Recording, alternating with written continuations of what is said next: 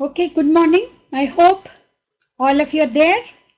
So we are going to wrap up the session on single phase transformer today with, the topics that I have already listed on the paper. We had seen so far the basic constructional details of the transformer, classification of the transformer. We had seen the basic equivalent circuit configuration of the transformer, but we have still not seen how to determine the parameters of a single phase transformer if you are given one. So let us start off with determination of equivalent circuit parameters experimentally. So we are going to look at basically two tests which are mainly conducted for a transformer so that the equivalent circuit parameters can be determined. That is OC test and SC test. So open circuit test and short circuit test. These are the two things that we are going to take a look at. First of all, let us see what is the necessity for these tests. Why can't we directly load the transformer and try to look at how the transformer is performing?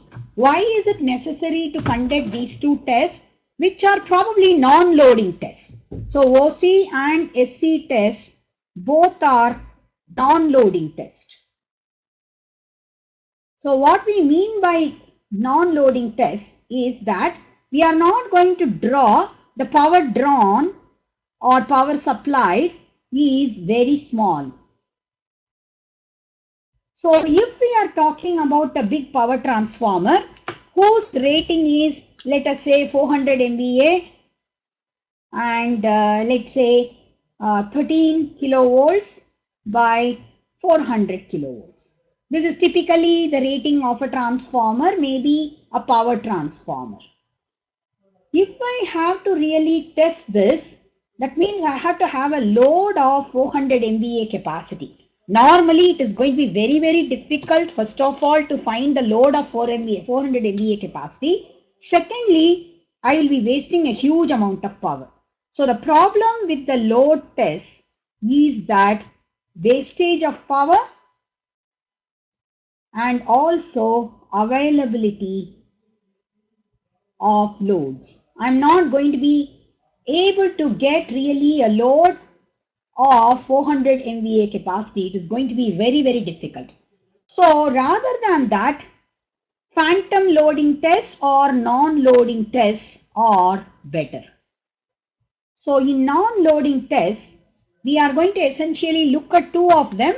One is open circuit test, where the secondary is going to be left open and the primary is applied with rated voltage, or I would say primary or secondary, rather than saying that, the low voltage side is going to be applied with rated voltage. But the secondary is open, which means the current drawn is really less. Current drawn is only no load current, and we already said that the no load current is normally less than 5% of rated current. So you can imagine, if the voltage applied is rated voltage, but the current is only less than 5% of rated current, the power consumed in all probability will be less than 5% of rated power. That's why we say it is a non-loading test. We are not going to really load the transformer much at all in this case. So let us try to see how this is done. Open circuit test is done.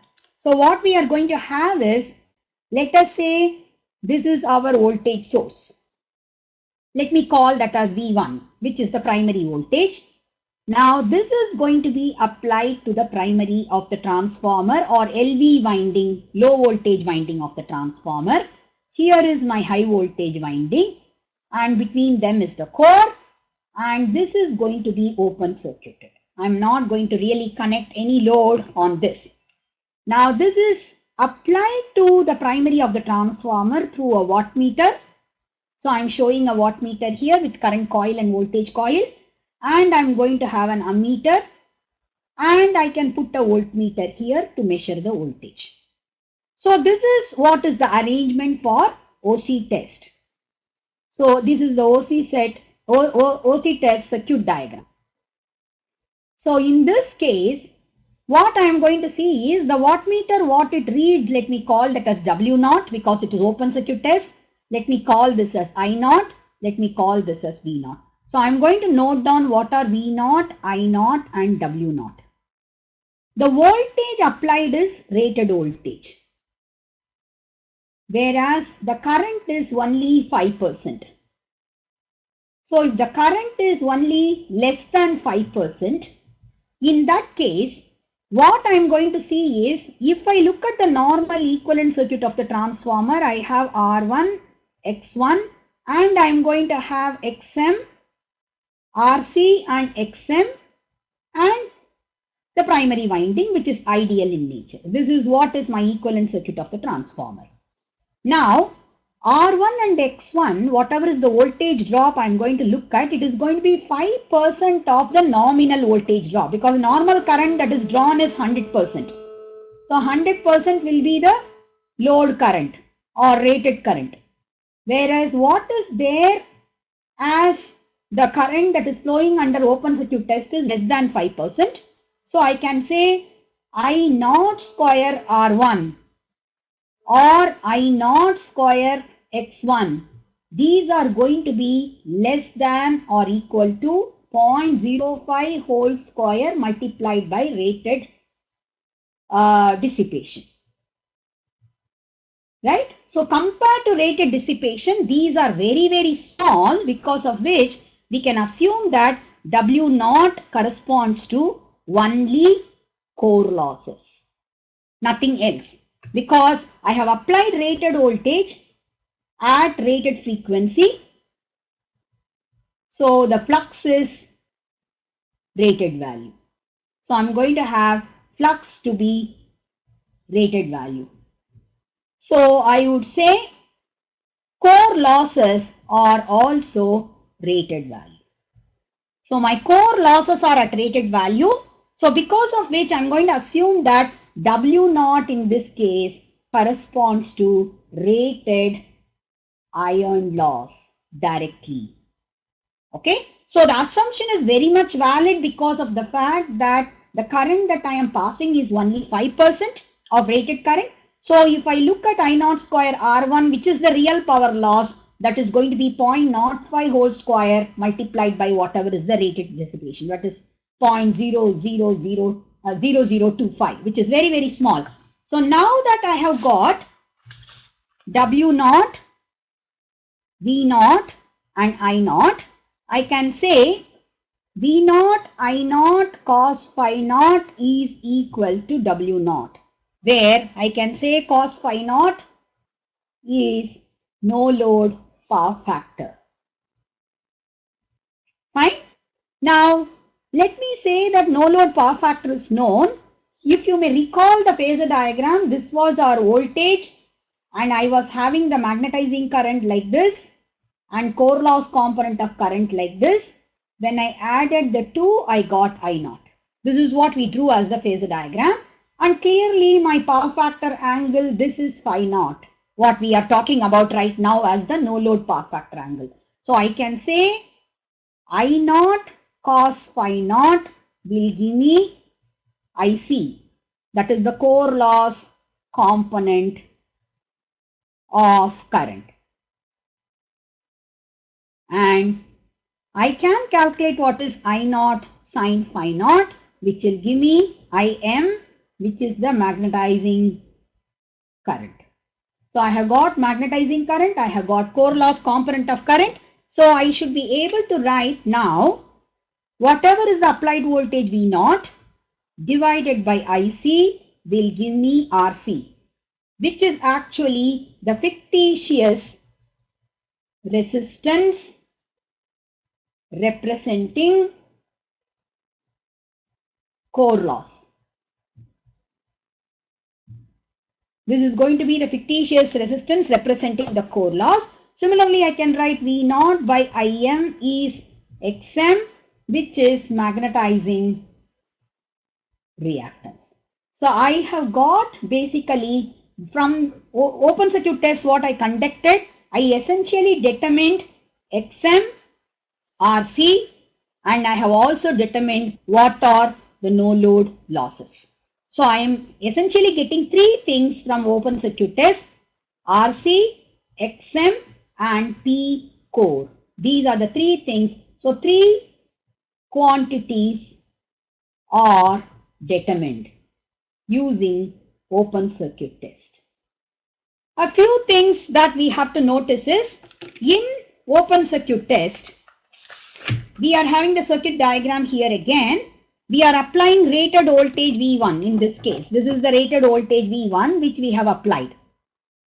And rated voltage, it is always easier to find a source which is probably 400 volts rather than 4000 volts. So if I have a transformer which is 4000 by 400 volts transformer, I would like to conduct the test on 400 volt side rather than 4000 volt side. What I mean is, I would like to keep the 4000 volt side open circuited, and I would like to have actually the 400 volts as the side from where I am applying the voltage. So open circuit test as a rule is conducted by applying the voltage on LV side.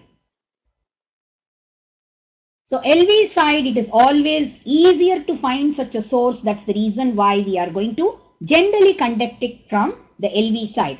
So we apply rated voltage, but the current that is flowing is very, very small. It is only 5%. So I am going to get essentially the core losses, which are actually the rated core losses themselves.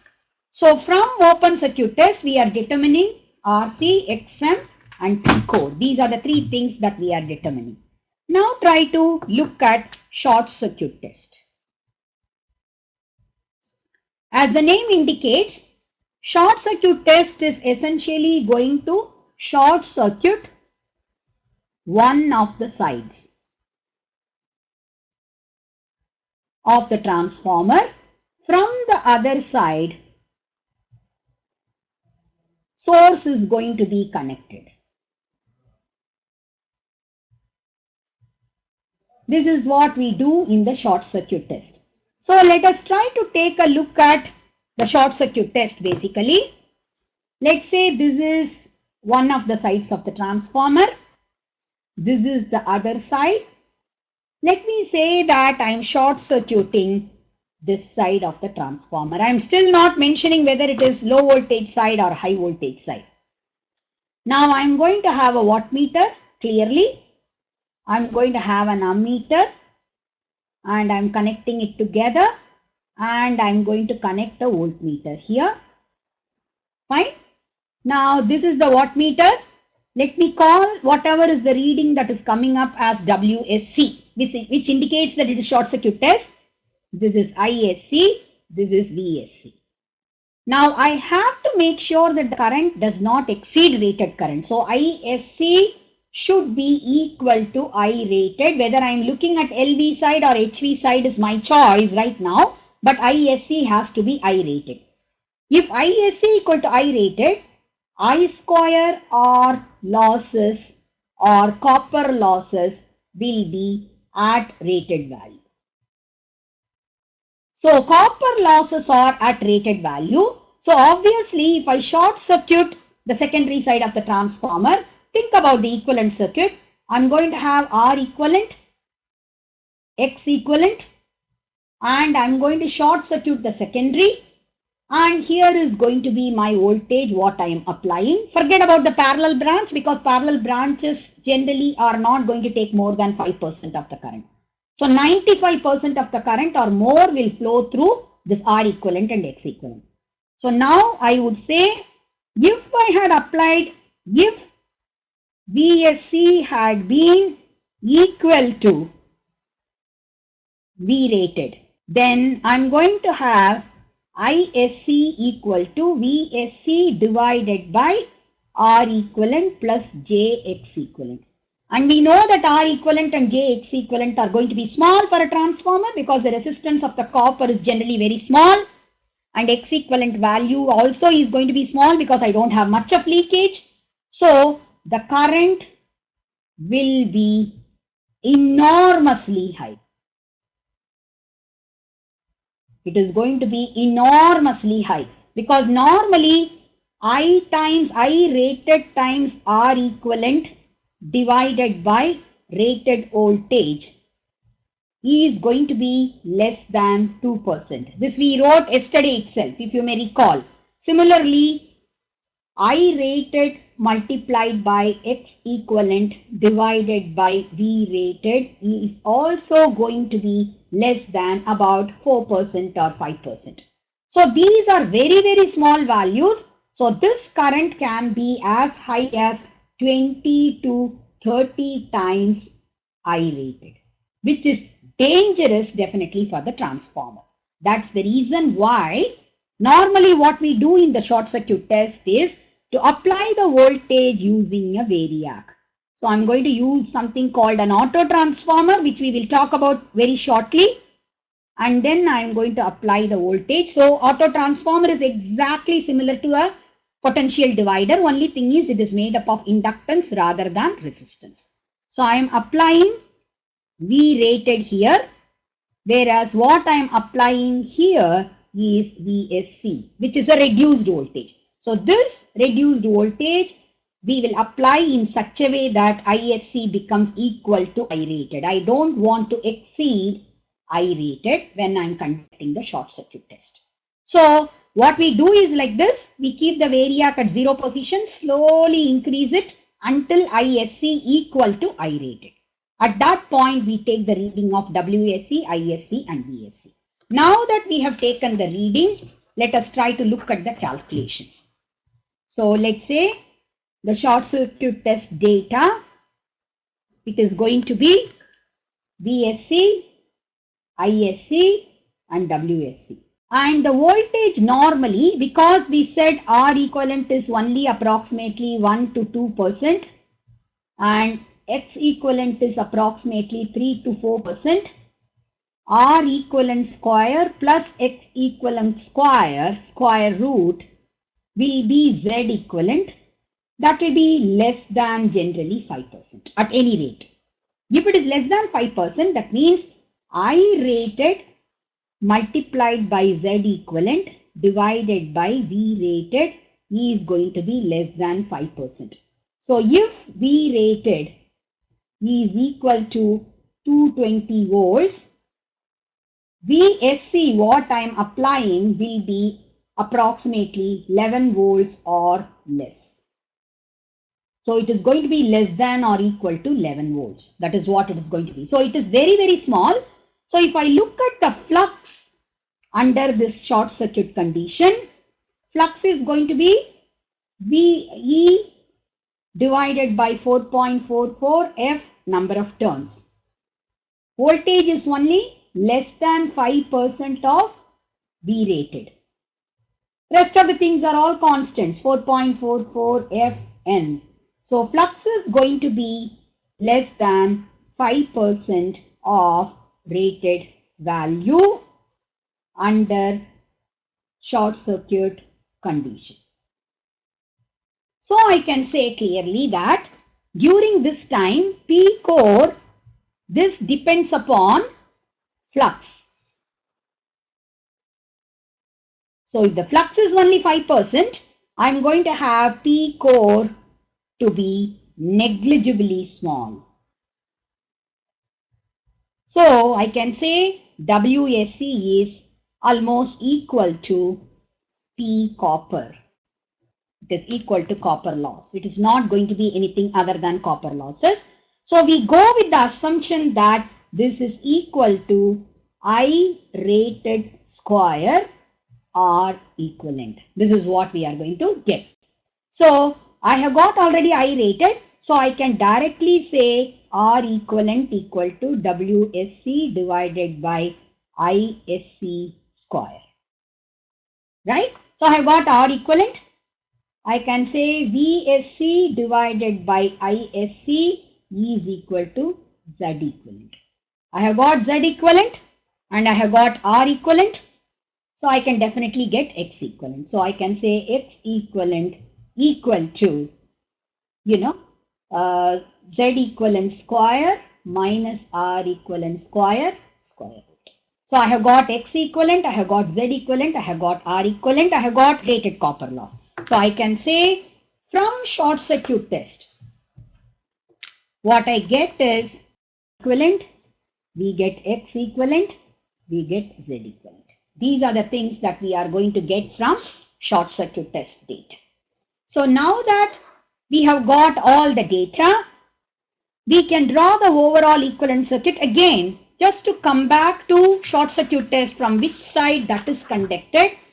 Short circuit is normally conducted only from the high voltage side rather than low voltage side. What you are passing is rated current. Let us again try to look at a transformer of say 2200 kVA, 2200 volts divided by 220 volts. Just let me take a transformer like this. Under this condition, this side rated current is 1 ampere, whereas this side rated current is 10 ampere. It is always easier to pass a lower current rather than a higher current. And lower rated current will happen only on the high voltage side, not on the low voltage side.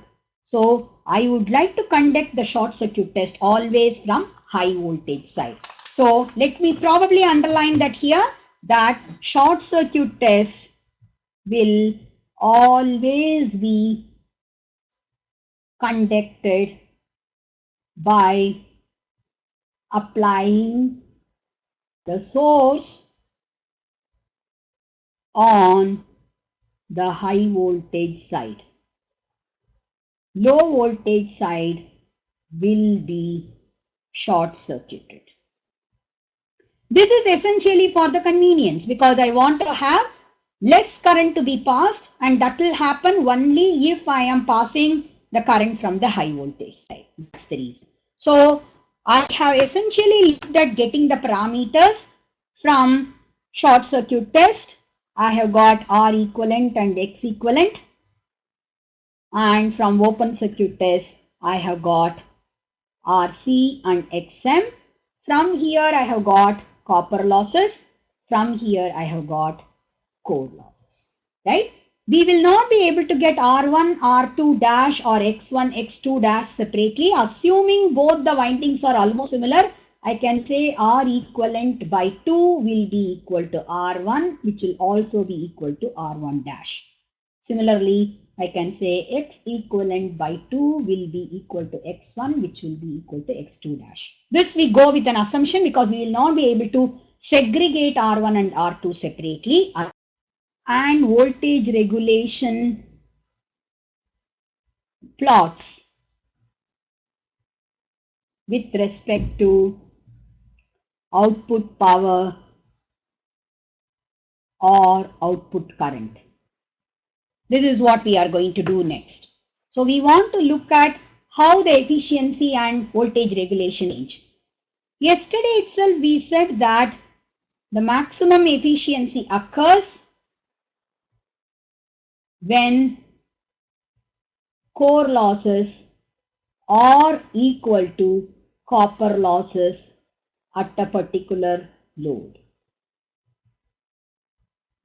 So that load at which this core loss is equal to copper losses, that is based on the design. So let us say this is the percentage load. I'm going to say probably this is 20%, this is 40%, this is 60, this is 80, and this is 100. So if it is a power transformer, normally the maximum efficiency will be close to 100%.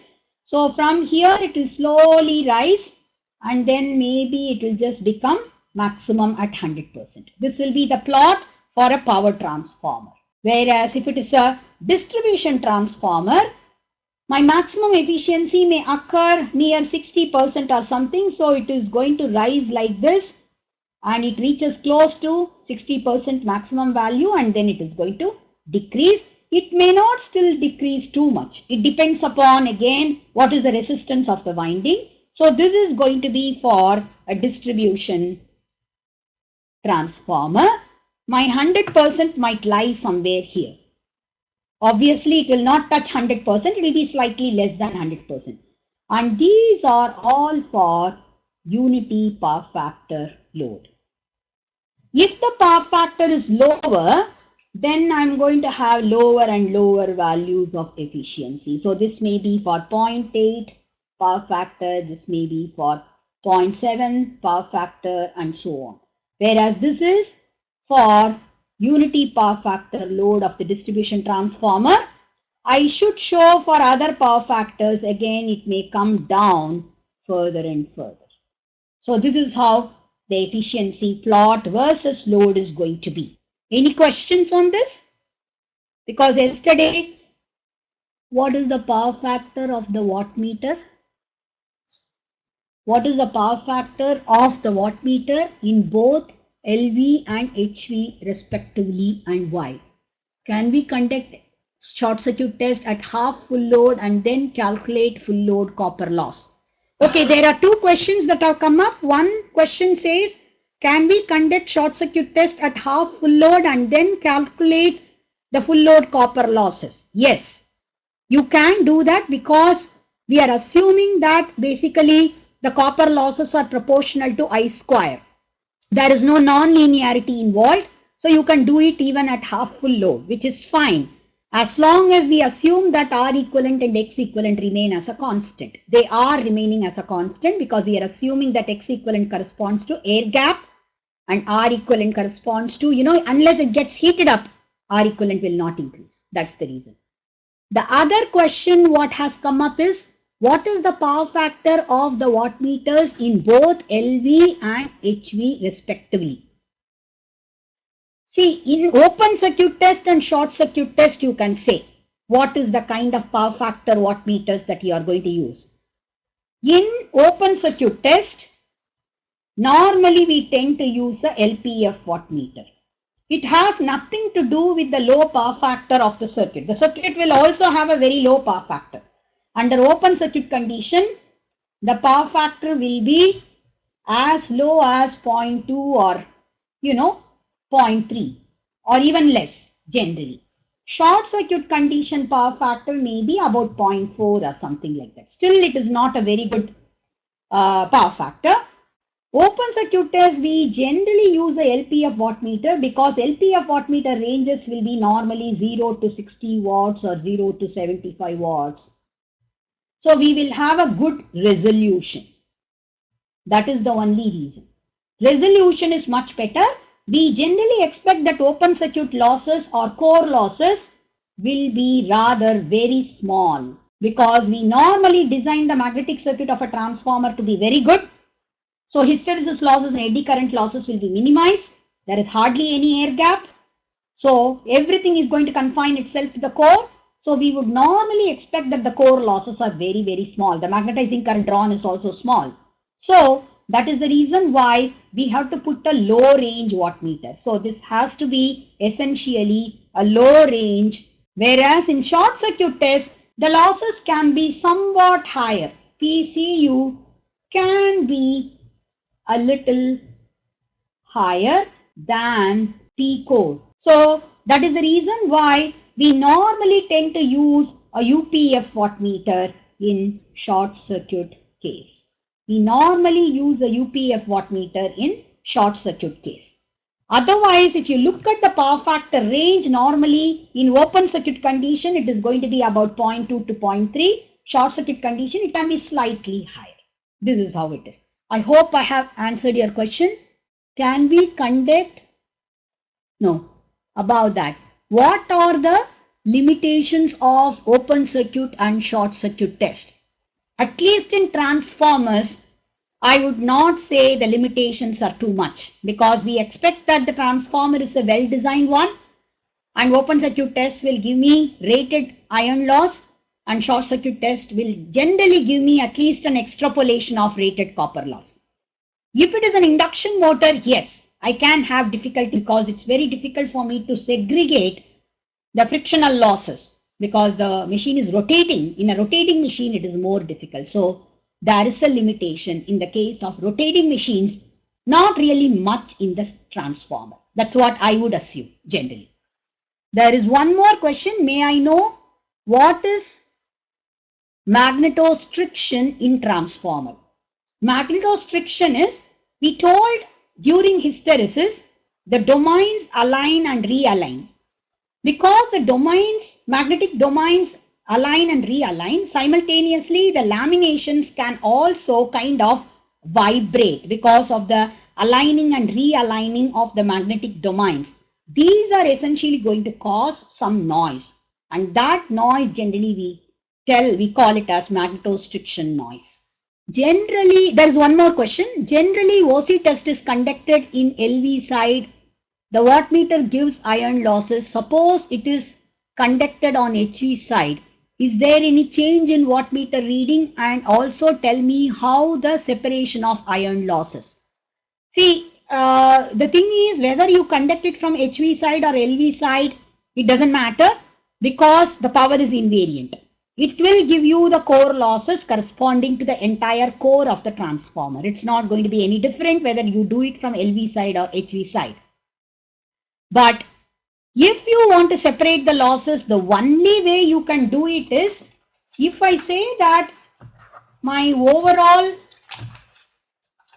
open circuit test reading is W0 and I0 is my no load current, W0 minus I0 square R equivalent will be the core losses. We normally neglect this because this is neglected because I0 is very small. So if you don't want to neglect it, this is one way of doing it. You can separate the copper losses, what are incurred in the equivalent resistance. You can subtract it from W0 to get the core losses. That is the only way you can talk about separating the losses in this particular case. How to separate? Okay, that's done. The next one is, what about isolation transformer? How we can perform OC and SC test? It's the same thing. Whether it is isolation transformer or a normal power transformer, distribution transformer, it doesn't matter. OC test is with one of them being open circuited. In isolation transformer, in all probability, it will have a turns ratio of 1:1. So you don't have to really worry about HV or LV side. One side can be short circuited and from the other side you will apply the source. That's it. So it doesn't really matter. There is one question, how to separate the primary and secondary parameters. The primary and secondary parameters, as I told you, cannot be really separated. That's the reason we normally assume that both of them are identical.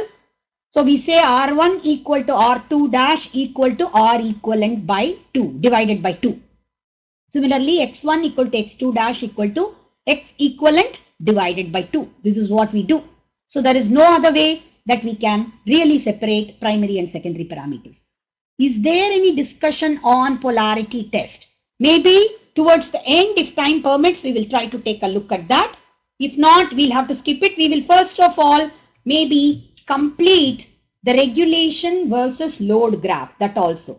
So regulation versus power output.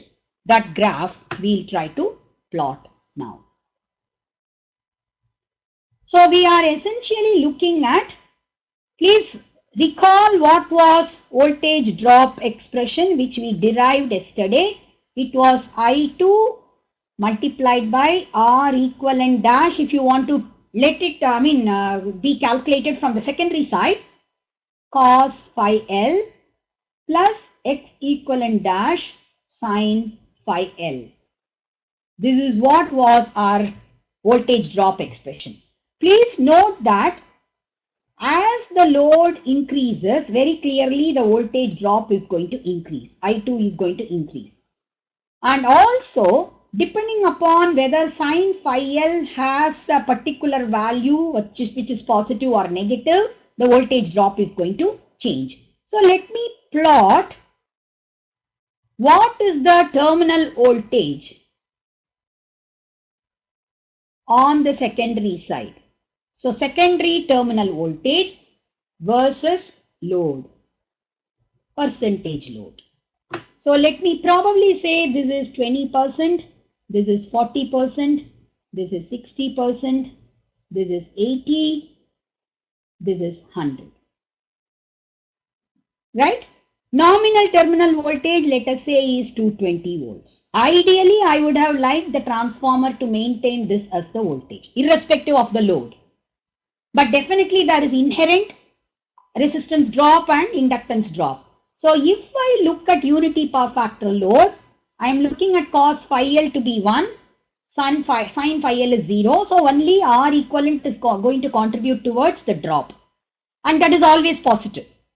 So I2, as I2 increases, I'm going to have more and more drop. So I should say probably I'm going to have something like this for unity power factor. If I am actually looking at lagging power factor load, X equivalent sin phi L is also going to contribute, definitely. So that will actually increase further. The drop will increase further. So this will be lagging power factor load. Maybe this is slightly lagging, not much lagging.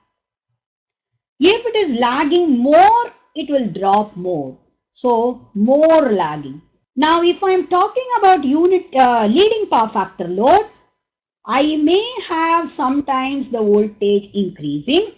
I may have, if it is slightly leading, it will almost be maintained constant, almost. So this is, I would say, slightly, whereas this is more. I hope this is clear. Okay. So this is going to be essentially, these are going to be the graphs of voltage regulation versus the various percentage loads as well as power factor.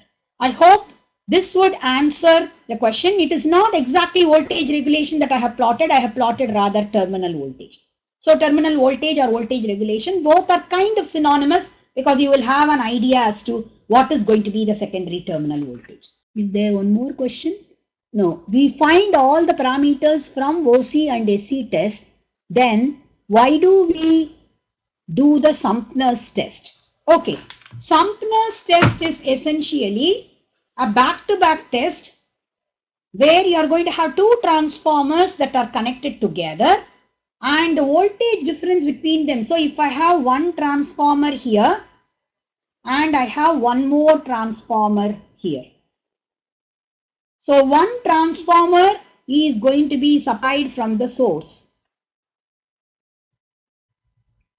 right? This is going to be the source voltage, and this transformer's secondary is going to be connected to the primary of the other one. I can definitely create a voltage difference. Of course, I have to make sure that the polarity is correct. Polarity test is very important in this case. So if I am applying a voltage V1 here, I am expecting that there should be a voltage V2 here. Maybe polarity is like this during positive half cycle.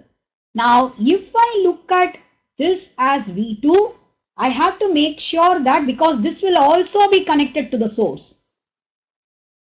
Now, by adjusting whatever is the voltage difference between these two slightly, maybe I can put a variac so that I have the voltage difference between this V2 and this V2 dash maintained at whatever is the required value. So by adjusting the voltage difference between these two, I would be able to make sure that a particular current flows through this. That current is going to make sure that this transformer looks as though it is loaded. So we are going to load both the transformers by creating a fictitious situation as though there is a voltage difference between one transformer and the second transformer. So this is indirectly a load test. It's not exactly that we are loading the transformer. We are creating a situation as though we are loading the transformers, both of them. So both transformers have to be similar. So if both transformers are similar, whatever is the wattmeter reading that I obtain here, that wattmeter reading will consist of losses of both transformers. So what I can do is, if I make actually these two voltages exactly equal, it will be as good as open circuiting condition. If I make these two voltages slightly different such that this amperage is same as the rated current, then it is as good as short circuit condition. So I would be able to conduct both short circuit and open circuit kind of condition. I can create such a situation. So this test is generally known as Sumner's test. And you are not wasting any power, not much of power, although you are creating a situation as though it is being loaded, because you are feeding back the power again through the other primary or secondary of the transformer. So you are not really drawing much of power other than just the losses in the two transformers, nothing more than that. There is one more question. Ma'am, can you brief about various tests performed on the transformer? We already talked about open circuit and short circuit tests. Sumner's test, I just made a passing mention. Okay. Polarity test, let me probably just quickly touch upon that. We still have a long way to go because we have to talk about all day efficiency. If not all day efficiency, at least I need to talk about definitely auto transformer. Okay. Polarity test. Let's say I have one transformer here, a second transformer here. I am showing the secondaries in red color. So this is one transformer secondary. This is the second transformer secondary. So let me call this as A, B, and let me call this as A1, B1. Let me call this as C, D, and let me call this as C1, D1. Okay. I want to first of all see whether I can connect them in parallel. I want to connect them in parallel for whatever reason. Maybe I have a load. Let's say this is a 1 kVA transformer. This is also a 1 kVA transformer. My load is a 2 kVA load. So obviously that load has to be connected with both of them together. So probably I have to just connect this like this. But just one transformer will not be sufficient. So I might have to connect this terminal also here and this terminal here. Are you getting my point? So I am essentially connecting AB and CD in parallel, A1, B1 and C1, D1 in parallel. Now, let's say this is a 220 by 220 volts transformer itself. Okay. So I'm going to have 220 volts only coming up across this, but each of the transformer will contribute 1 kVA. So I can connect a 2 kVA load. I can't connect the transformers arbitrarily unless I know that A1 and C1 are having the same polarity. Similarly, B1 and D1 are having the same polarity. So for this, what I will do is, I will apply a voltage source here across AB, and I'm going to connect the same voltage source to CD. So this is AB, this is CD. So you realize that I'm connecting the same voltage source to AB and CD. Now I have the secondary side, which is actually A1, B1, and I have another secondary here, which is C1, D1. I'm connecting them in series. You can understand that B1 and C1 are connected together, so they are coming in series. If I measure the voltage here, what will be the voltage? If I have the polarity in such a way that this is plus, this is minus, this is plus, this is minus, then I'm going to have essentially both the voltages in series addition. So I will get 2V, or if I apply 220 volts, I'm going to get 440 volts here.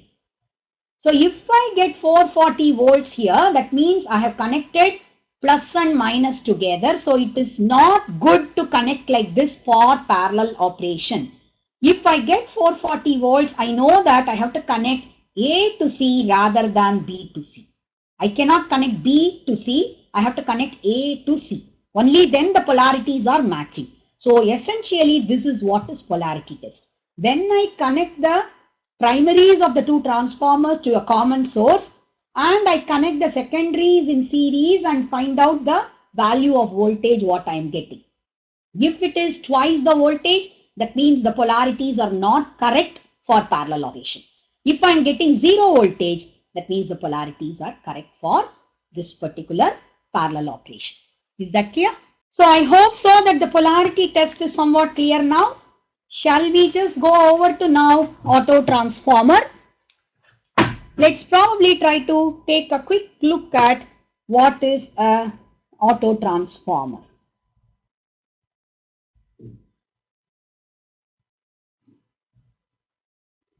Auto transformer is a single winding transformer which is similar to a potential divider. But it is not resistive, it is rather inductive. So it is not resistive, but it is rather inductive. So no dissipation occurs in this. Okay. So essentially, it is like a single winding transformer, I told you. So I have to look at it as though there are so many turns, and I'm going to tap the voltage across only a few turns. So let us say I apply some 400 volts here.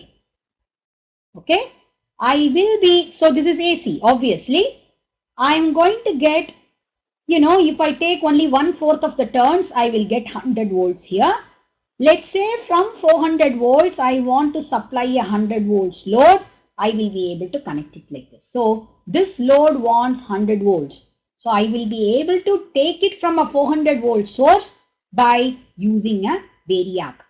So I can essentially look at a variac as a source which will provide me with lower values of voltage. I can also have sometimes higher values of voltage. For example, if I have a variac like this, I am applying 400 volts only to a fewer turns than the total number of turns. So what I get here may be 500 volts because I have more number of turns. So I would be able to step up or step down using essentially an auto transformer. It depends upon how I connect. There are definitely some advantages and some disadvantages. Let us first of all try to look at what are all the disadvantages. Between primary and secondary, so this is my primary side and this is my secondary side. So there is no isolation between primary and secondary. This is one of the major problems of auto transformer. But if I am looking at, I'm supplying maybe 220 volts, but what I want is to get the 220 volts all the time, even if there is fluctuation here. So many stabilizers use auto transformer for stabilizing the output voltage. So let us say it is fluctuating to 210 volts. Here, if I increase the output turns or I move this movable point to a little higher value, then obviously I will get 220 volts as the output. Similarly, let's say due to some fluctuation, this is going to 240 volts instead of 220 volts. I still want to get only 220 volts. Then I have to decrease the output turns. Then it will work perfectly fine. I will still get 220 volts at the output. So in a variac, invariably in a variac or an auto transformer, so auto transformer and variac are synonymous. So in a variac, I'm going to essentially have a set of turns which will be common to primary and secondary. Depending upon at what point I'm tapping, I'm going to get an appropriate voltage at the load terminals. This is what is the basic working of an auto transformer. Let us quickly try to take a look at how a two-winding transformer can be connected as an auto transformer.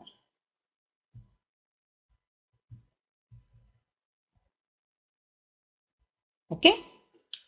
Let's say I have a two-winding transformer like this. Okay. Let me say maybe this is A, this is B, and this is C, this is D. Let me say that maybe 200 volts I am applying here and 100 volts I will normally get here. That is the way the transformer is working. Let me call this as a 2 kVA transformer. So which means I'm going to have 10 amperes of current here and 20 amperes of current here. This is how it is going to be. I want to now connect it as an auto transformer so that a 300 volt load is to be supplied by a 200/100 volts transformer. Okay. Now let me just draw first of all that this is my 200 volt supply, primary winding. I am going to draw the secondary winding in such a way that they are going to come in series addition. So I am going to say that if this is plus and this is minus, this is plus and this is minus. Okay. So I have to essentially connect AB and CD in series addition. So that means I have plus here, minus here. I should have plus here and minus here. Only then it will be series addition. So I have to have C here and D here. Is that clear? Now I am going to connect the 200 volts supply here. Now here is my load which will be connected across this. So this is a 300 volts load. Okay. Now let me try to look at the currents. I cannot supply more than 10 ampere here. So let me say this is 10 ampere. Maybe the return current will be 10 ampere because I don't want AB to carry more than 10 ampere. That's what I am talking about. Now CD can carry at the most 20 amperes. So let us say I am essentially looking at 20 amperes being carried. Rather than drawing 10 ampere here, let me show as though 10 ampere is flowing here. Let me probably finish the whole thing first of all. This is 20 ampere. So 20 ampere is flowing through this. 20 ampere is going to return like this. This is how it is going to be. Please note that CD can carry at the most 20 ampere. AB can carry at the most 10 ampere. This is the constraint that I have. So if CD can carry at the most 20 ampere, 300 multiplied by 20 will be the overall kVA rating of the load. So I'm going to have 6 kVA being supplied by this variac. 6 kVA is being supplied by this variac because it is 300 volts and 20 ampere. Now if 20 amperes are flowing like this and I don't want basically AB to carry more than 10 ampere, I have to think how I will distribute the current. This is 6 kVA. So obviously the input also has to be 6 kVA. So output is 6 kVA. So input is also equal to 6 kVA. Which means the input current I1, I may call this as I1. I1 will be 6000 divided by 200, which is 30 ampere. So it has to be 30 ampere. So what I wrote here is not correct. This has to be 30 amperes. This also has to be 30 amperes. If this is 30 amperes and this is 10 ampere, that means I have to have probably 10 ampere coming from here. So you can see that AB carries 10 ampere, but from up to down direction. But CD carries 20 ampere from down to up direction. So always you fix the currents of the windings at their maximum value, then calculate the load kVA. Load kVA will be equated to the input kVA, from which you can determine what are the input currents. From the input currents and the winding currents, you can always determine the directions. Not a problem, right? So we can summarize that auto transformer has the disadvantage of not really having isolation. between the primary and secondary side. But the plus point is, from a lower voltage source, I'll be able to supply a higher voltage to the load, or vice versa, as long as I don't exceed the current limits. And compared to the original transformer's kVA of 2 kVA, now the kVA has increased to 6 kVA. So always I'm going to have a higher value of kVA possible with the help of an auto transformer. And if I look at the losses will be same as the 2 kVA operation under isolated condition, because the same currents are being carried, the same amount of flux is being established. The core losses and copper losses are going to remain the same.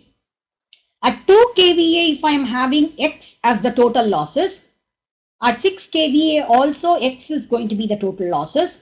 So the efficiency will be better. So efficiency is better, kVA rating increases, but I have to make sure that, please note, if I call this as the ground point, from ground, this is 200 volts, this is 300 volts. So the insulation of CD portion has to be strengthened. So CD insulation has to be strengthened. Otherwise, I am not going to be able to make sure that the insulations do not puncture. By chance, if I just connect it without a second thought, CD's insulation will be punctured because it was designed only for 100 volts, but it is actually having 300 volts with respect to ground, because it is actually conductively coupled, not just magnetically coupled. It is also conductively coupled. I am connecting them together. So there is no isolation. So much so for auto transformer. First of all, let me address the questions that are being asked.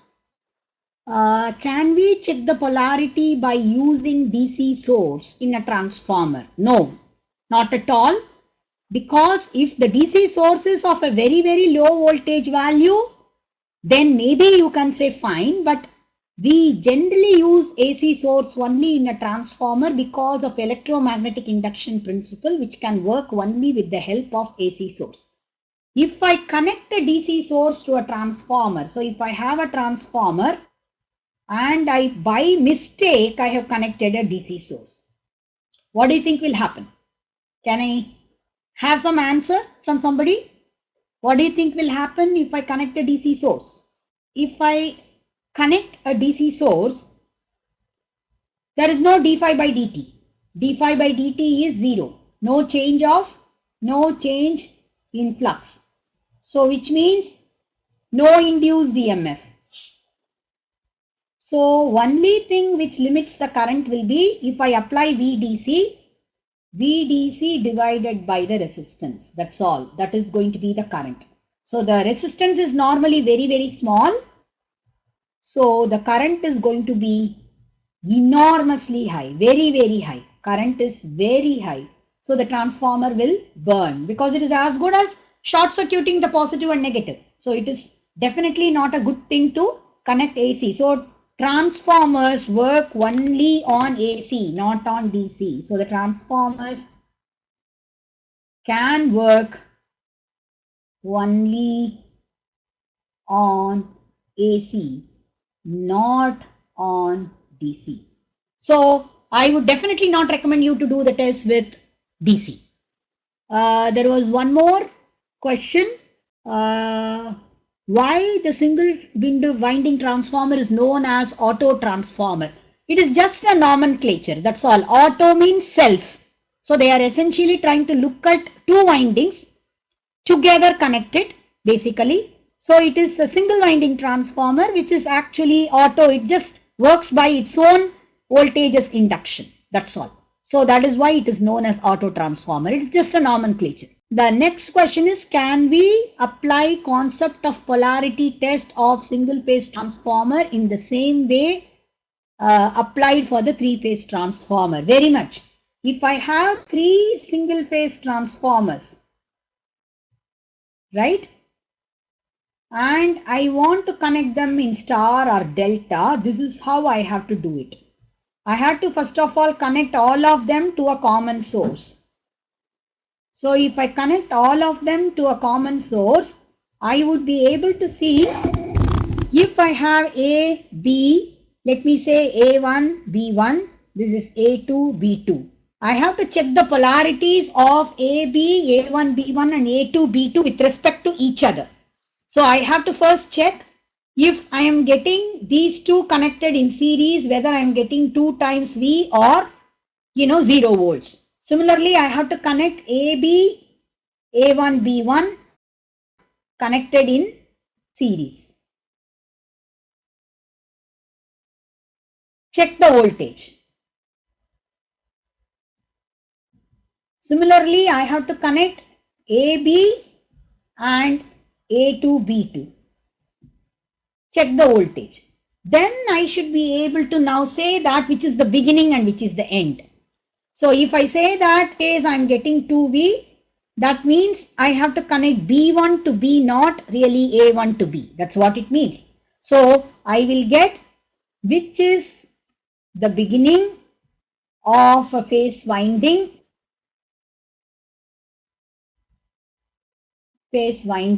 and which is the end. So if I have these clearly marked out, then I can connect them in star or delta. In star, I'm going to connect all the beginnings together. All the ends will be left out. In delta, I'm going to connect beginning to end and so on. So I can definitely connect them in star or delta by using this. How can we use the auto transformer as a voltage booster in transmission line? It is essentially by using some tapping. For example, if I am going to have an auto transformer connected like this, if I connect here the voltage from my generator,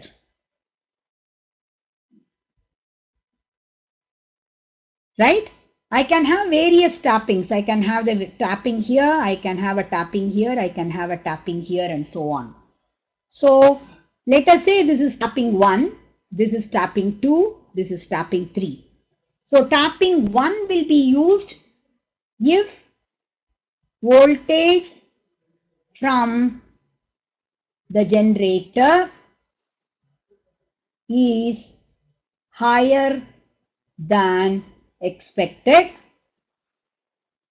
or there is light load. Light load on the other side, light load on the distribution side, on the distribution or transmission side. Whereas T2 will be used when there is nominal load and nominal voltage from the generator. T3 will be load at high loads or when the generator voltage is smaller. So I can use a variac by having several taps and then I can connect it anywhere. That's not a problem. So this is going to be the output point. We know that transformer is an inductor, then it has not to be allow sudden change in current, then we can change the load continuously from consumer side. See, please understand that although it is an inductor, you are essentially trying to change the load, means the current is essentially going to be suddenly increased or decreased. The voltage is very much available. The load current is the one which is actually suddenly changing, which will actually reflect on the winding also. But it will have its own time constant. Definitely there will be time constant. You can't help it. There will be a time constant. That time constant is going to actually, cause what is known as inrush current. This, let us probably discuss inrush at this point. Inrush current in a transformer is essentially, let's say I have a transformer like this. When I connect it to a voltage source, let's say I connect it with the help of a switch. When I close the switch, when I am closing the switch, so at the instant of closing the switch, you are actually making the current change from a minimum value to whatever is the rated value or at least no load value. So current has to change abruptly. right? But it is going to take a little while, first of all, because of the inductive circuit nature. And second thing is, I have to first of all see that the current flows and sets up the flux. There is always a time lag between the current flowing and setting up of the flux. That is what we call as hysteresis. So flux lags behind the current. So I am going to have, there is a little bit of delay in d phi by dt happening. So d phi by dt happens after a small time delay. So because of which there is no induced EMF. This is the way the induced EMF also is set up by Lenz's law. But this E will take some time for it to be set up. So I'm going to have a huge current. Actually, what we look at the transformer as the current will be, if I say this is V1, V1 minus E divided by the impedance of the primary winding. This is what is the current that is flowing through the transformer, if I may call this as I1. This I1 can be very large for a very, very short while because it takes some time for E to be set up. So until E sets up, I can have a sudden surge of current flowing into the transformer winding. This current is known as inrush current. So I1 initially can be high, and we call that as inrush current. I1 can be initially very high. So this is the inrush current of the transformer. So inrush current happens within a matter of, it depends upon the time constant of your transformer circuit. So initially, whatever is the current drawn by the primary winding, that is what is known as the inrush current. I hope that answers the question. Winding will burn because of excess current. Acha, what happens if the DC is connected? Okay, that's a good answer. That's fine. Anything else is pending? No. Okay. So if there are no more questions, I think we have not covered all day efficiency. We'll worry about it after working out at least a few problems. So let me take up some problems, what I have got here, even in the tutorial sheet that will be distributed to you. Let me try to look at one of the problems. Okay, let me take the problem corresponding to open circuit and short circuit test. This is problem number 7 in your tutorial sheet. I am working out that problem directly. Iron wire coil loop in place of stamping of transformer. Yes, then what will be the effect? Can we use iron coil instead of copper coil? No, ma'am. Instead of core stamping. Instead of stampings, if you just use iron core, solid core, is that so? No, ma'am. Coil, iron wire coil instead of core stamping. So iron wire coil means you want to have them thin and then you want to just have many wires put together and then around that you want to wind the copper winding. Is that so? Yes, ma'am. Yeah, see the thing is that we want to have a proper path for the flux. If you don't have a proper path for the flux, it is going to be a problem. So generally what we try to do is to have a stamping which is actually a plane, and along this plane I am going to have actually the flux lines flowing seamlessly. Are you getting my point? So I have to have the flux lines flowing seamlessly through the plane of the core. So this is one plane. Behind that I will put one more stamping which will again have some lines along the same plane. So I am looking at two things simultaneously when I am talking about stamping. One is it has to give me a path for the flux lines to flow seamlessly. The second thing is it should not allow the current to flow seamlessly.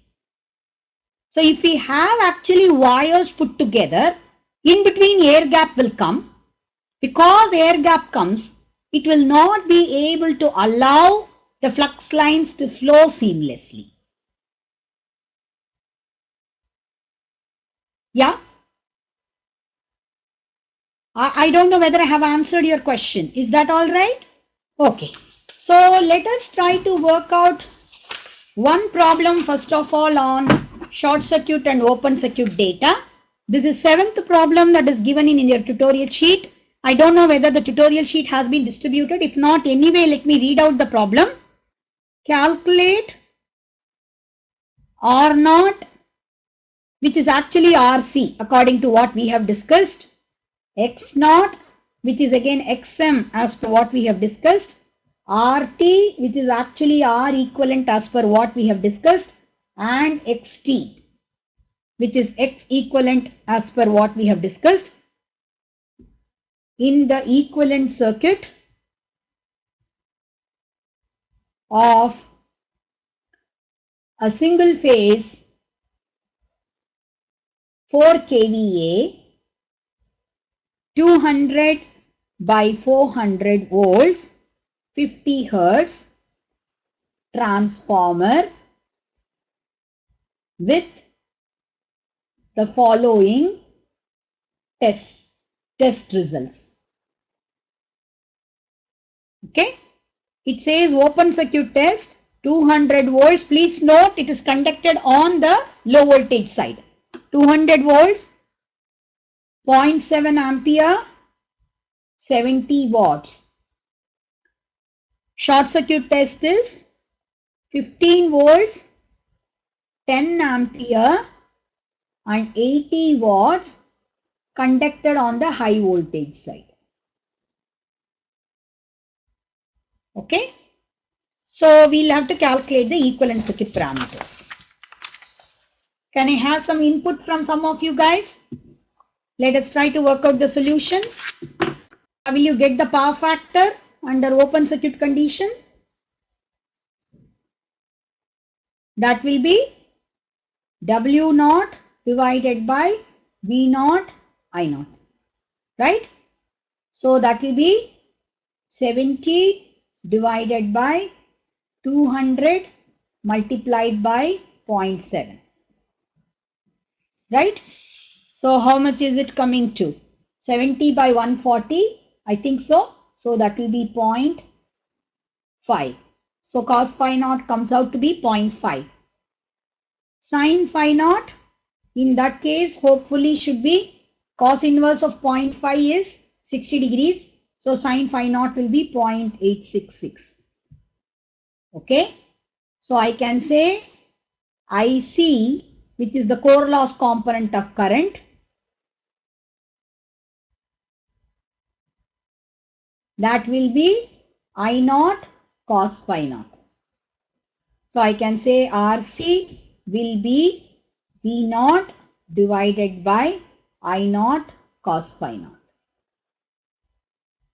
I think that is coming out to be V naught is 200. I naught cos phi naught is, I naught is 0.7. So this is 0.35.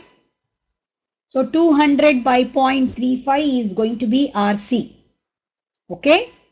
So I think RC comes out to be 571 ohms. Just check it up. I could have made a mistake.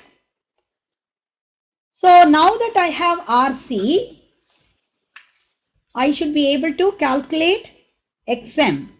For calculating XM, I should say IM equal to V naught divided by I naught. This is XM, sorry. XM equal to V naught divided by I naught sin phi naught. Right? Yeah, 571. That's right. That's right. So V naught divided by IM, which is equal to, can you please tell me what this value is? 200 divided by 0.6062 ampere. That is what I am getting as.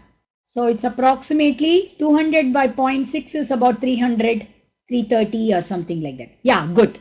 329. Somebody has written the value as 329.9 ohms. This is what we are getting as. We have got the data for parallel parameters in the equivalent circuit. Now series parameters. So we need R equivalent and X equivalent. These are the two things that we need to calculate. For that, we have to look at short circuit data. So let me look at the short circuit data. Short circuit data says 15 volts, 10 ampere, 80 watts. Please note this is from high voltage side. So ultimately we might have to transfer all the impedances to the low voltage side if we want to show the equivalent circuit from LV side. So Z equivalent dash will be 15 divided by 10, that is equal to 1.5 ohm, right? And I can say 80 equal to 15 multiplied by 10 multiplied by cos phi SC. So I can calculate what is cos phi SC. Once I calculate that, Z equivalent dash cos phi SC will give me R equivalent dash. I can also do it by I square R equivalent equal to 80 watts. I can do it this way too. There is nothing wrong. Either way is fine. Both should give you the same answer. And I can say Z equivalent dash multiplied by sin phi SC equal to X equivalent dash. I think R equivalent dash and X equivalent dash are coming out to be 1.27 ohms for this. This is what I'm getting. Can you guys tell me what is R equivalent? R equivalent is coming out to be 0.8. That's what I have written. Yeah, it is 80 watts divided by 100. So it is 0.8. So 0.8 ohms. So you have got R equivalent and X equivalent, right? But this is all in the high voltage side. So in LV side, right, R equivalent will be 0.8 divided by 2 square because the turns ratio is 2. So this will be 0.2 ohms. X equivalent will be 1.27 divided by 2 square. So you can calculate this also. 1.27 divided, so 0.3 something it will come out to be, right? So 0.3, 1 and 10 by 4. So that is 312 ohm. Something like this. Am I right? 317, is it? Okay. Maybe I have made some calculation mistake. So this is pretty simple. Not a problem. Shall we do for the same transformer? I don't want to take up probably, from your tutorial sheet. For the same transformer, let us try to calculate. So let us say 7A. Let me call this a 7A problem. For the same transformer, calculate the efficiency and voltage regulation for 75% load at 0.8 power factor, lag and lead. I am arbitrarily giving this question, so you guys have to help me calculate. I don't have the calculator here. Okay, let's try to do this. Okay, now we have got already R equivalent and X equivalent.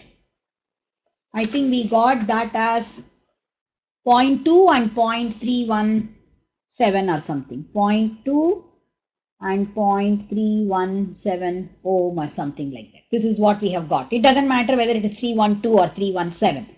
I'm essentially trying to demonstrate a concept. So it doesn't matter if the calculations are somewhat, here and there.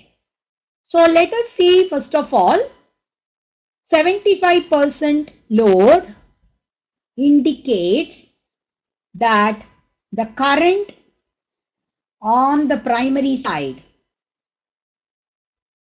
for this transformer. It is a 200 by,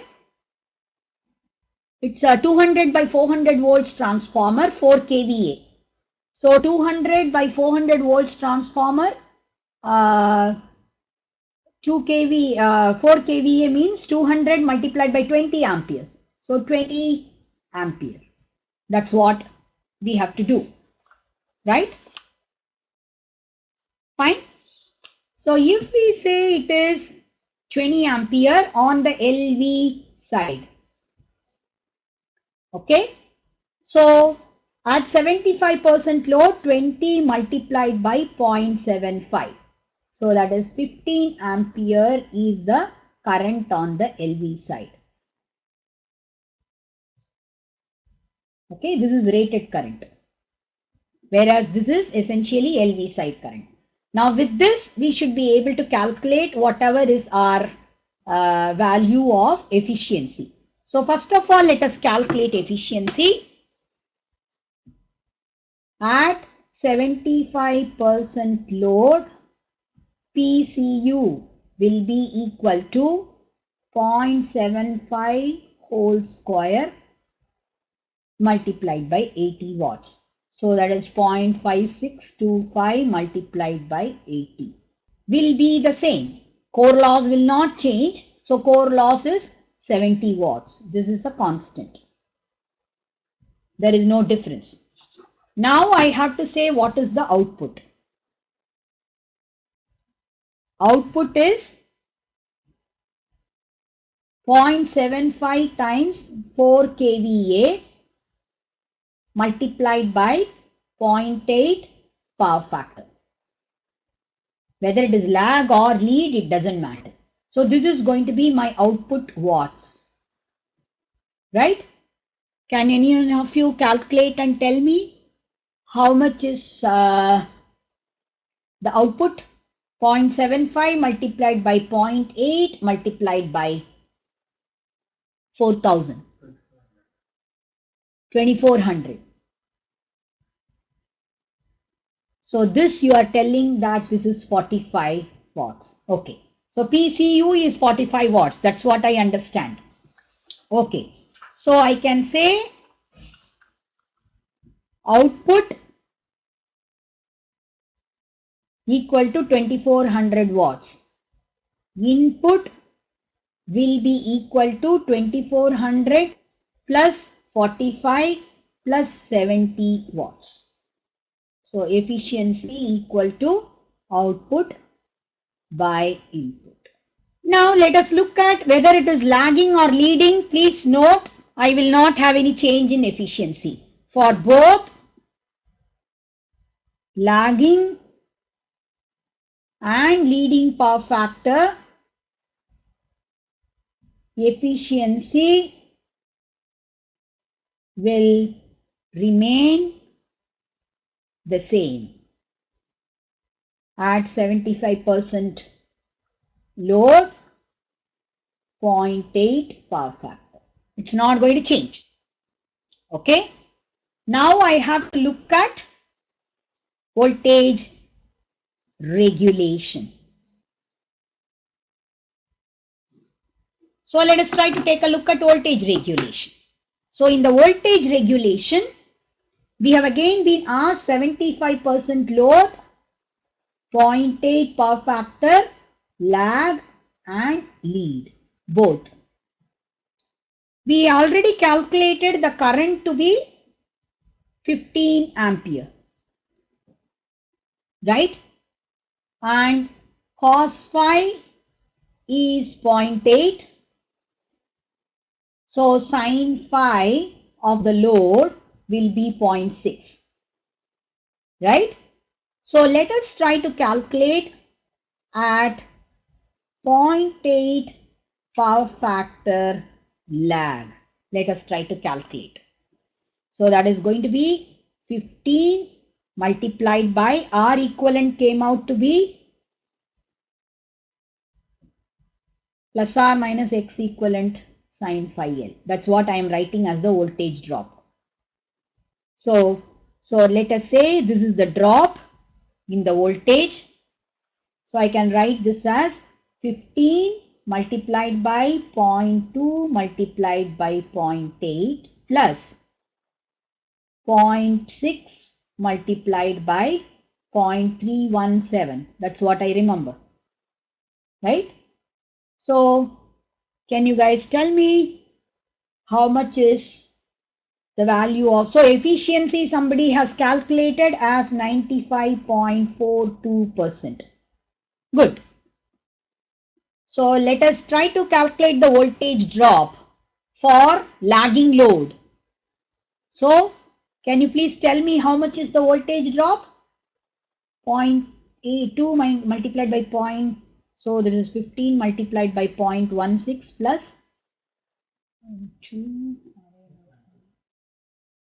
4.2% regulation. Is it 4.2 volts? Okay, whatever. So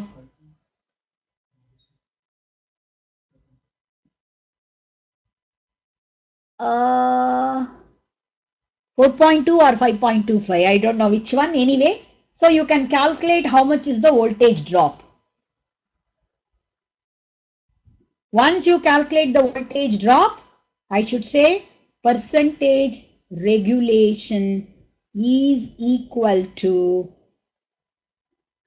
voltage drop divided by 200 multiplied by. Morning, ma'am. What is the difference between welding transformer and auto transformer? What is it? What is it? Come again.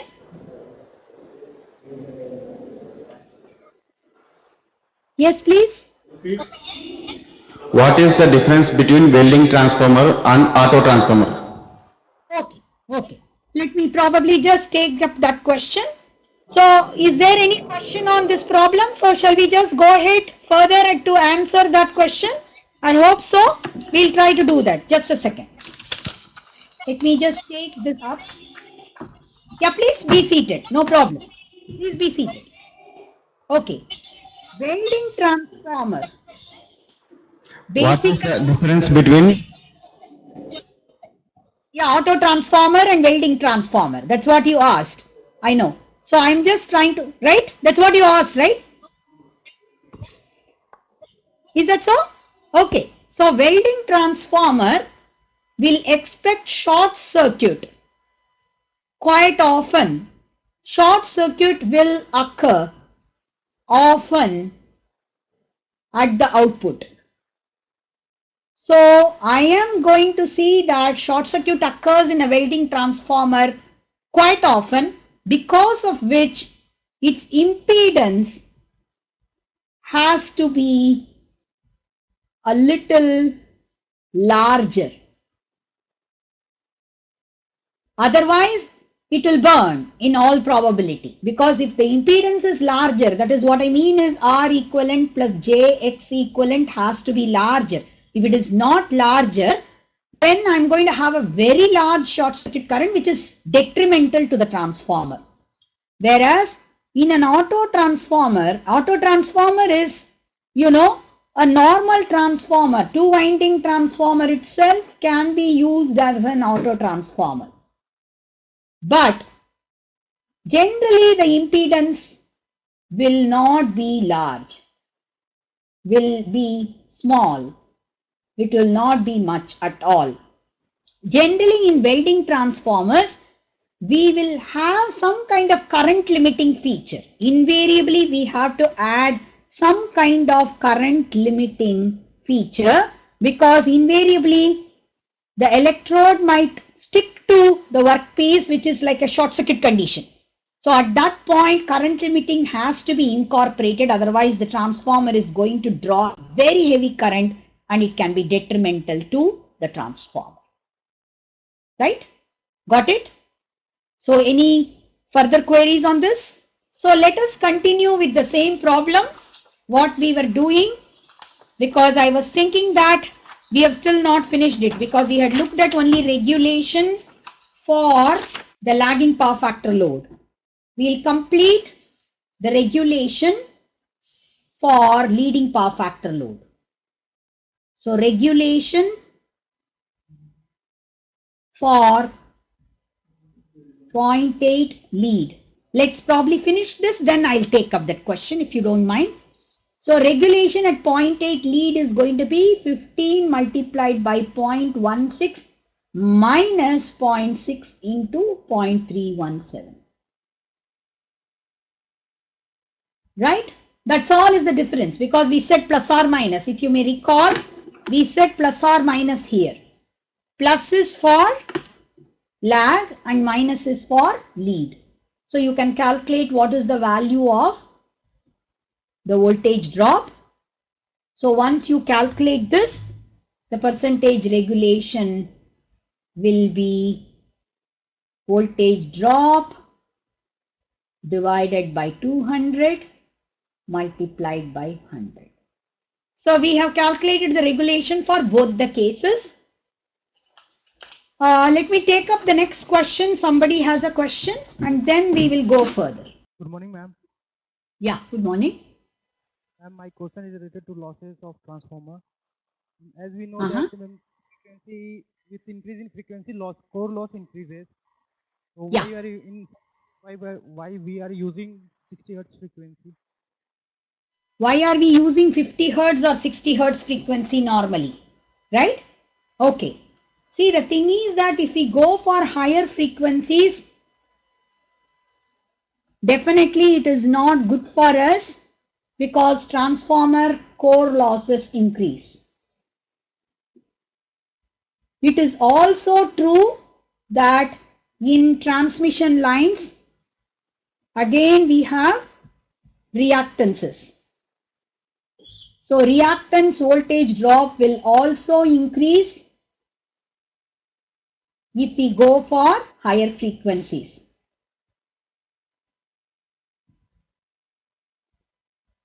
Whereas if we use lower frequency, why not lower frequency? That is what is our question. So if we want to have lower frequency, especially with incandescent lamps, if we look at the voltage and current, I'm going to have actually it is resistive in nature. So if I have my voltage like this, the current will also have almost unity power factor waveform. So it will have something like this. Now if I look at the power, so this is V and I, both I have drawn. Now if I look at the power is going to be essentially oscillating at twice the frequency because I'm going to have both voltage and current to be positive. So I'm going to have the power going like this. This is how the power will be. So the power oscillation is like this. So light intensity E is proportional to power. So at this point, the light will grow very bright, whereas at this point, the light will glow in a very, very dim fashion. Hardly any light will be there. So if I have a low frequency, the fluctuation in lights will be visible to my eyes. Fluctuations in light will be visible, which is definitely not good for, anybody who is trying to read. So if I have a frequency which is 50 hertz, because of the persistence of vision of my eye, persistence of vision for human eye is about 1/8 of a second. So I have to have it in such a way that maybe every 1/16th, 1/25th of a second, I will be able to not detect the fluctuation if the fluctuation is happening at a greater speed than 1/8 of a second. So 8 hertz would have done the job, no doubt. But what we are trying to do is to put a factor of safety, and we have put a factor of safety of almost 5 or 6. That's the reason why we have adopted 50 hertz. Because at 50 hertz, we will not be seeing the fluctuation which is actually happening. So in incandescent lamp, actually the fluctuation is happening which we are not able to detect because of the persistence of vision. So you go for higher frequency, not a very, very low frequency, right? Much higher frequency will increase the drop. so we didn't want to go for much higher frequencies. Right? Got it?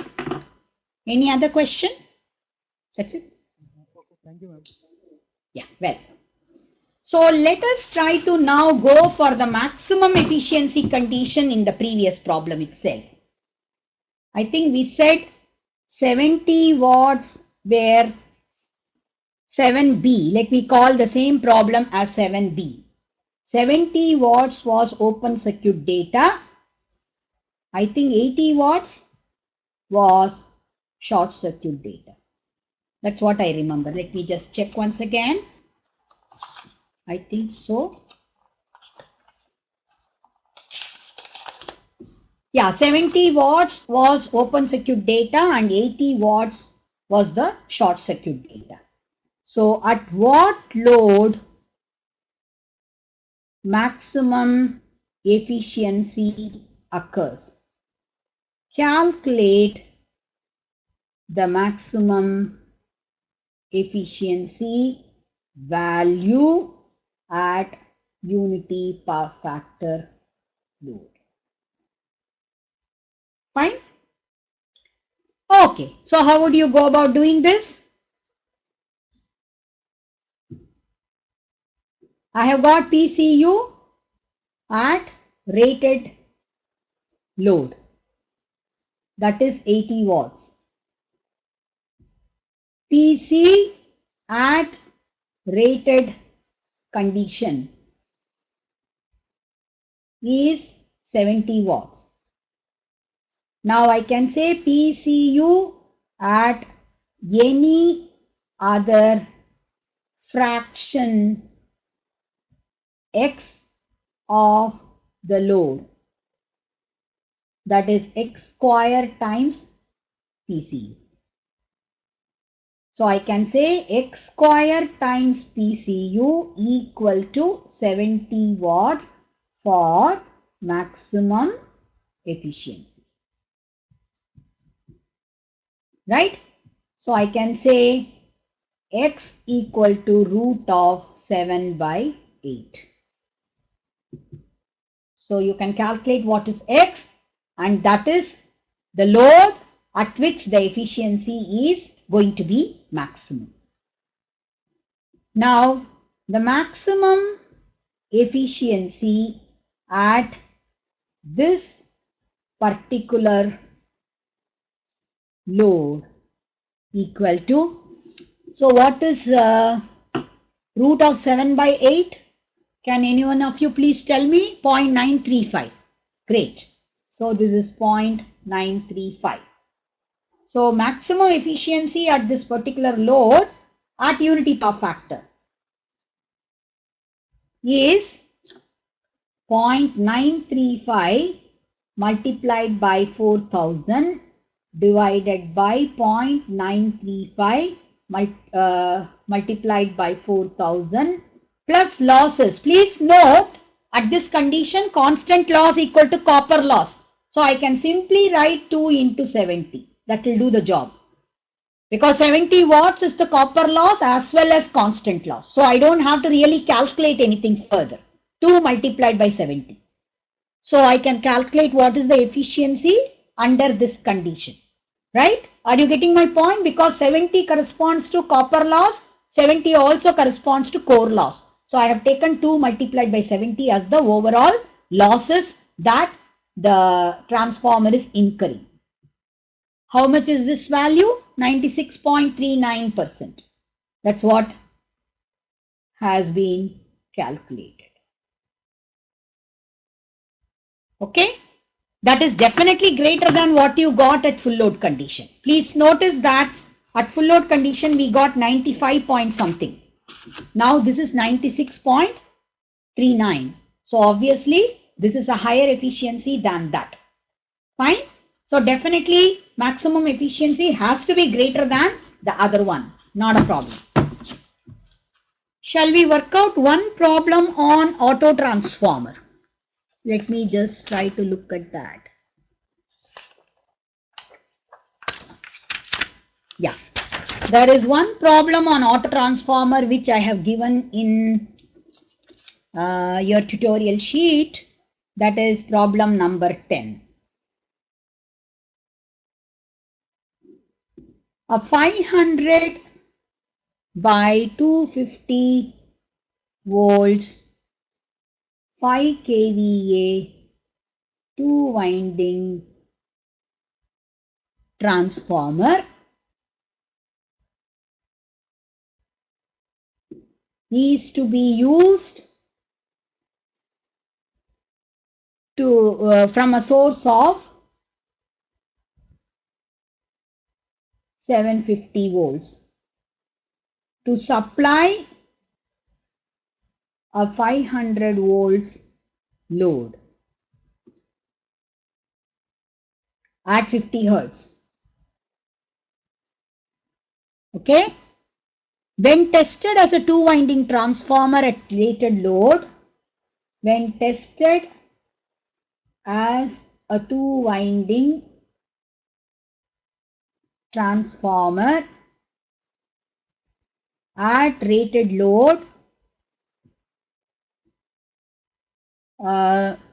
its efficiency is 96% at 0.8 power factor load. Okay. Show the connection diagram.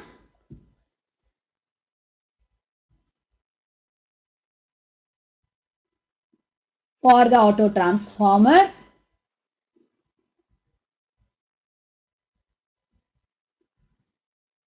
And B, determine its kVA rating.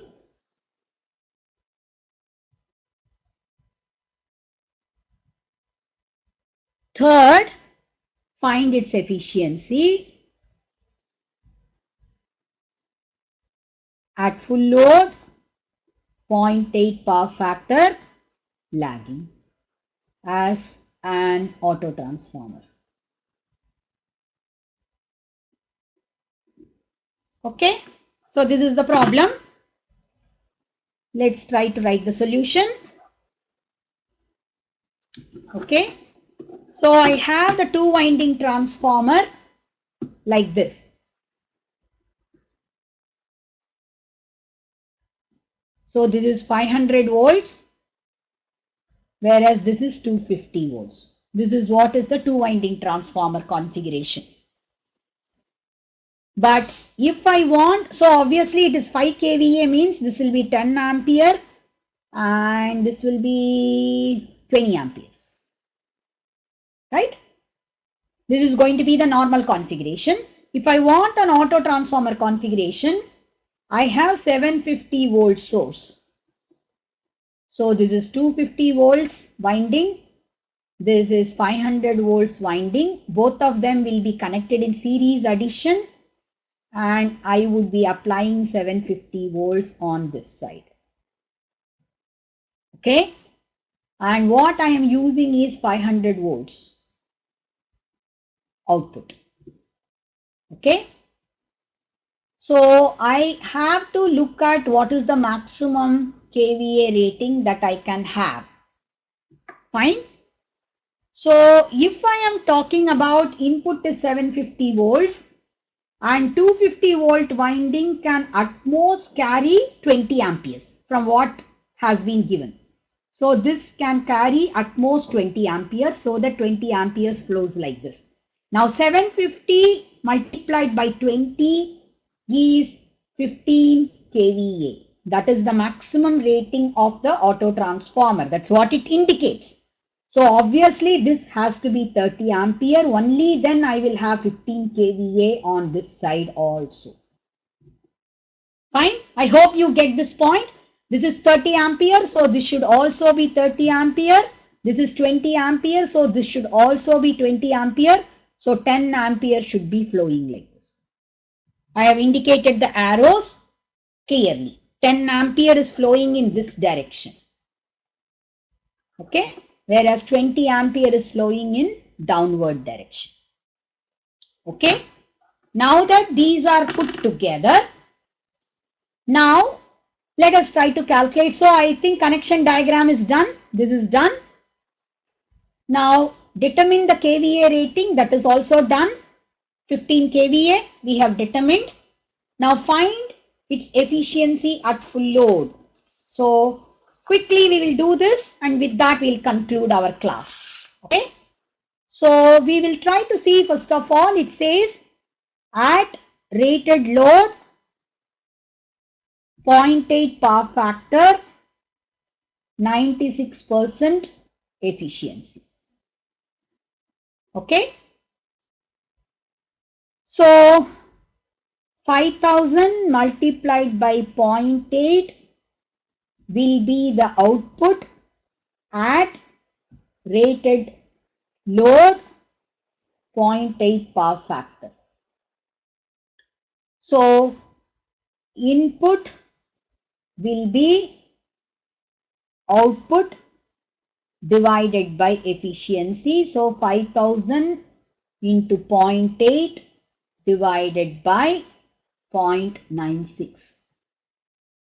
Okay. So this is essentially 4000 divided by 0.96 watts. So I can say losses will be equal to input minus output. Can you please calculate this and tell me? Okay, so this is 4166.66 watts, which means 166.66 watts will be the losses when primary and secondary are carrying rated current.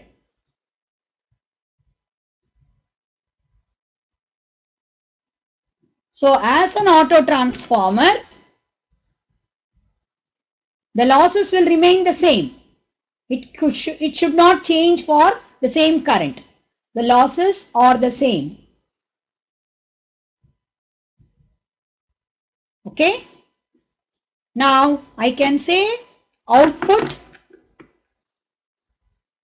at 15 kVA 0.8 power factor is 15 into 10 power 3 multiplied by 0.8. So that is 12,000 watts. Okay. So I can say efficiency as an auto transformer is equal to 12,000 divided by 12,000 plus 166.66 losses. That is the losses. So this will be the efficiency. I think efficiency comes out to be, if I am right, 98.63. Please check it up. Yeah, 98.63. Yeah. So please note that as a two-winding transformer, it was having only 96% efficiency at full load, whereas in the other case, the efficiency has gone up by 2.63%. So I hope so that at least some concepts have been driven to some extent, and I hope it is clear. At least what we have covered so far is the transformer, basic operation, construction, and we have looked at the magnetizing current, core losses, hysteresis and eddy current losses we discussed in detail. Then we looked at efficiency, the methods of reducing leakage. We looked at R equivalent and X equivalent, how to transfer them onto one side. We looked at efficiency, voltage regulation, condition for maximum efficiency. We also touched upon inrush current. We also looked at auto transformer, polarity test, and then we worked out a few problems. That's all we could do within this time. All day efficiency I had not covered, although I touched upon what is a distribution transformer and power transformer. But I am very sure all day efficiency you can pick it up if it is necessary. So thank you for your attention. I hope you enjoyed the class. I too enjoyed taking this class. Thank you.